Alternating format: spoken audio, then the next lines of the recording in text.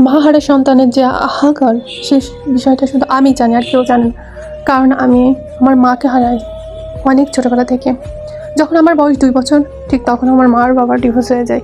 আমি আমার মায়ের সাথেই থাকতে চেয়েছিলাম, ঠিক এমনটা না, কারণ আমি তখন বুঝতামই না, কিন্তু আমার মা চেয়েছিল আমাকে নিয়ে যেতে, অনেকবার চেয়েছে, কিন্তু আমার বাবা দেয়নি। তারপরে একটু বড় হলেই আমার বাবার কাছ থেকে আমি আমার মায়ের কাছে চলে যেতে চাই, তাও দেয় না। এরপর আমি লুকায় লুকায় পলাই যেতাম, কারণ আমি সৎ মায়ের সাথে থাকতে পারতাম না, আমার উপরে অনেক অত্যাচার করতো।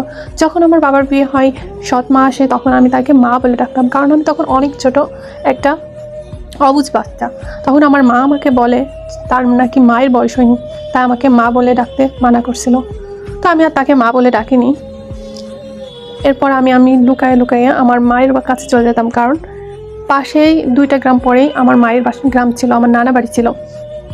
সেখানে গেলেও আমার বাবা বা লোক দিয়ে আমাকে জোর করে ধরে নিয়ে এসছে।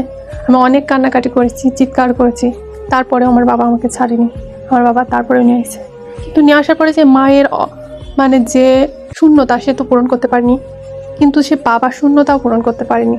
কারণ মা সবাই একটা কথা বলে, মুরব্বীরা, যখন মা মারা যায় তখন বাপ তাওই হয়। বিষয়টা ঠিক এরকম ছিল। আমার বাবা আমার কোনো দেখভাল করতো না, আমার কি লাগবে লাগবে না কিছুই করতো না, এটা আমার দাদি সব কিছু খেয়াল করতো। আর আমার সৎমা তো আমাকে সহ্য করতেই পারতো না।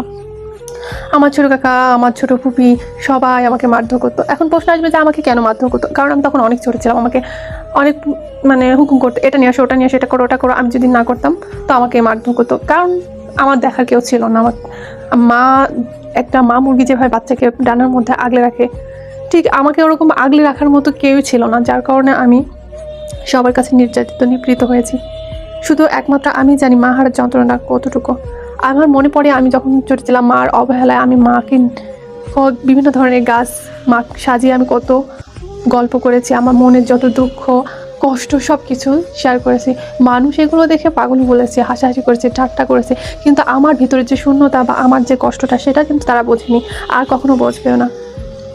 তা আমি মনে করি আমার কষ্ট থেকে যে কখনো মা বাবার ডিভোর্স হলে যেন মায়ের কাছ থেকে সন্তানকে কেউ আলাদা না করে, আমার মতো কষ্ট কেউ যেন না পায়।